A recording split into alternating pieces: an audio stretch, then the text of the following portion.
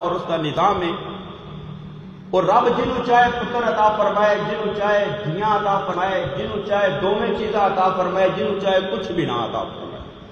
یہ اس مالک دی مرضی اور اس دی رضا ہے. اس کے اندر عورت کا کوئی قصور نہیں ہوتا. سارے معاشرے کے اندر اس بات کو جڑا وہ بڑا عورت کے ظلم و ستم کیتا جاتا. اگر کسی عورت کے گھر بیٹیاں ہی بیٹیاں پیدا ہون، بیٹے پیدا نہ ہون، تو عورت کو قصوروار ٹھہرایا جاتا ہے. حالانکہ اس کے اندر نہ عورت کا کوئی عمل دخل ہے، نہ عورت کا کوئی قصور ہے.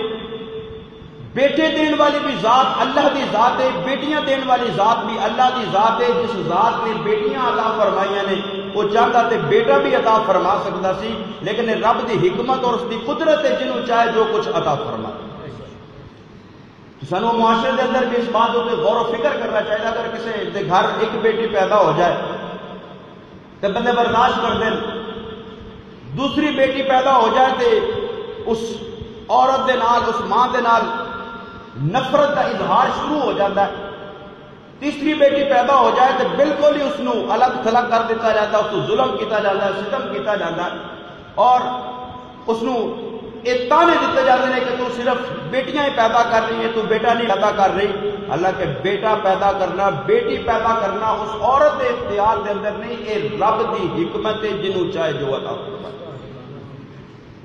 سانو اللہ کی رضا کے اتنے راضی رہنا چاہیے، اللہ کی مرضی کے اتنے راضی رہنا چاہیے. عورت کو اس بات کے اتنے قصوروار نہیں ٹھہرانا چاہیے. تو ہمیشہ معاشرے کے اندر یہی سوچ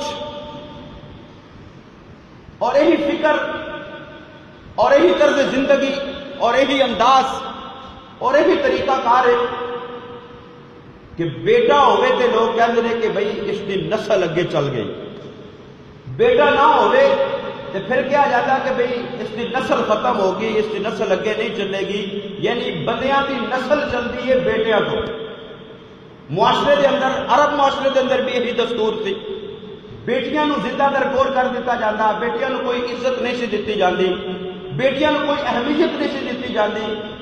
زندہ انہوں نے دفن کر دیتا جاتا، زندہ قتل کر دیتا جاتا، مار دیتا جاتا. بیٹے ہوتے تھے فخر کیتا جاتا.